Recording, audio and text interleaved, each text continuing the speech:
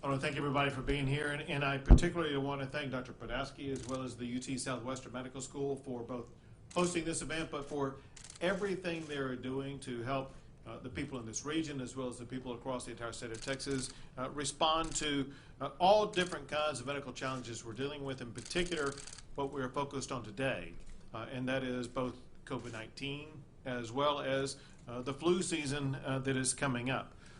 Before I get into the flu season, which is one of the topics that we talked about a lot before, I do want to make a couple of points with regard to COVID-19. People in the Dallas-Fort Worth area, one thing that you have observed, if you've been following the numbers, is that the COVID-19 numbers are improving in the sense that so many of the COVID-19 metrics are going in a downward trend. There's a downward trend in the number of people testing positive. There's a downward trend in the number of hospitalizations. There's a downward trend in the active number of cases. And I could go on with some other metrics. The point is this, however, and that is the numbers of COVID-19 are going down from an elevated level. We are not at all anywhere close to being in a safe situation in COVID-19. People need to understand that just because COVID-19 numbers are improving in this region does not mean that COVID-19 has suddenly left the Dallas-Fort Worth area or the state of Texas or the United States of America. It still exists, and it can still transmit at the same rate that it has been able to in the past. What people in the Dallas-Fort Worth area need to know is that the reason why COVID-19 is spreading less today than it was in the middle part of July or the latter part of June is because people in this region have been far more responsible in the way they conduct their daily lives. People have almost uniformly adopted the practice of wearing a mask.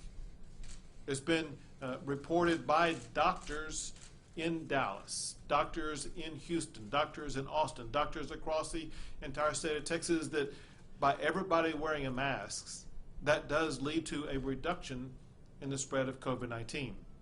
In addition to that, people have been more responsible with regard to maintaining safe distancing practices, hand sanitizing, all the right strategies that people learned in March and April. They began to once again be very disciplined about in the latter part of July, and that has led to the downtrend in results. That downtrend has been so incredibly important, especially for places like UT Southwestern as well as this entire hospital district, because there was a time when hospital capacity was getting compromised. That hospital capacity is better now than before, but it will only remain better and must get even better by people continuing the practices of slowing the spread of COVID-19. Everyone must understand this very simple principle. Until we have medications that are capable of treating COVID-19, the only tool that we have to slow its spread is by everybody adopting these practices of wearing masks and maintaining best practices. Along the lines of best practices, I do want to emphasize one very important point. We constantly look for different types of settings and locations that can lead to the spread of COVID-19. Whether it be in Dallas area or the Houston area or the Rio Grande Valley area, one type of gathering keeps surfacing as a spreading event for COVID-19, and that is family gatherings or friends gathering together. There may be this sense that if you're gathering with family, you really are not going to be transmitting COVID-19, and that has been disproven right here in Dallas County. It's been disproven across the entire state of Texas. Or you may think that if you're just with some friends that you typically hang out with, it will not lead to the spread of COVID-19. And again, that has been disproven in Dallas County, as well as other regions across the state of Texas. The fact of the matter is, again, until we do have treatments that are able to treat COVID-19, anybody, anywhere, has the ability to both spread and to contract COVID-19, and can lead to an overrunning of hospitals, as well as lead to the deaths that have been on a dramatic increase in the state of Texas.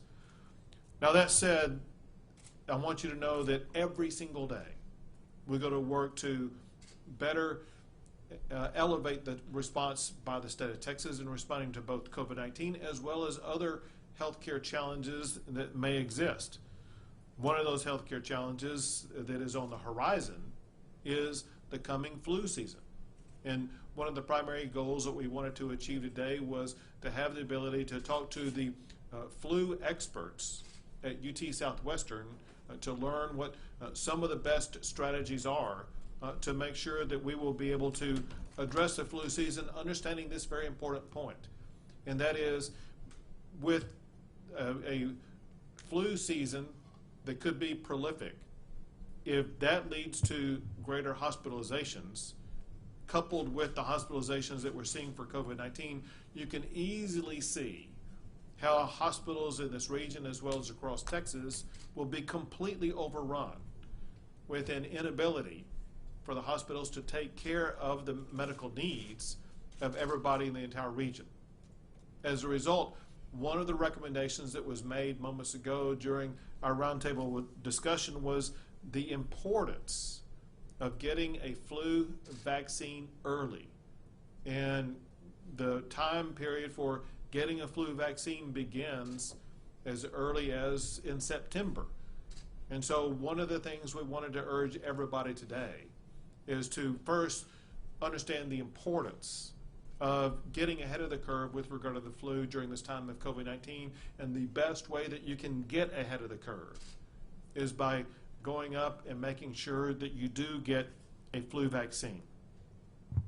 Another thing that we talked about was both the importance of testing for COVID-19 as well as the ability to increase the amount of testing that is taking place. Texas is very grateful for the prolific role that UT Southwestern plays in the testing regimen for COVID-19, already testing about 3,000 tests per day. They are working on strategies that will dramatically increase that up to initially perhaps as many as 15,000 tests per day. And then eventually, once all their different tools and strategies come into place over the coming weeks and months, maybe being able to test up to more than 40,000 tests per day. This is remarkable, and it's a byproduct of the excellence that we constantly see from UT Southwestern and what they work to achieve. Another thing that we talked about was PPE supplies.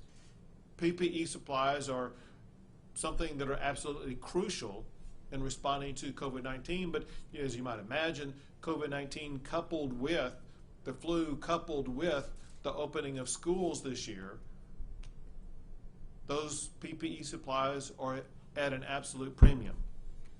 That said, someone who will be speaking here shortly has been the leader in the state of Texas for organizing and distributing those PPE supplies, and that is Chief Nim Kidd, the chief of the Texas Division of Emergency Management.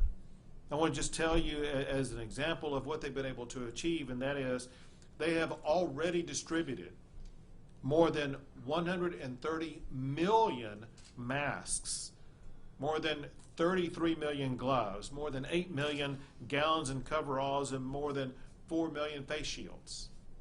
For schools across Texas already, even before schools have begun, they have distributed about 60 million masks and will continue to provide more over the course of the school year, and they've already delivered more than 560,000 gallons of hand sanitizer. So they are stepping up, making sure that the PPE needs of schools, of hospitals, of communities across the entire state of Texas have been and will continue to be met. What I can tell you is this. One thing that we are seeing in the state of Texas is a very robust, very comprehensive response by everybody at the local, state, and federal level, as well as especially with our healthcare community. And I'm very proud to see the role that UT Southwestern is playing in the response to COVID, in response to the flu, as well as all the other things that UT Southwestern delivers every single day. So Dr. Podolsky, thank you for hosting us today. Thank you for all the information that you provided to us. And let me turn the mic over to you. Well, thank you, Governor. It's certainly an honor to have you here on our campus and to have you joined by the leadership of your administration, who've been at the forefront of the the state response to COVID-19, and now laying the foundations for our ability to address the combined challenge of flu and COVID-19. And thank you for the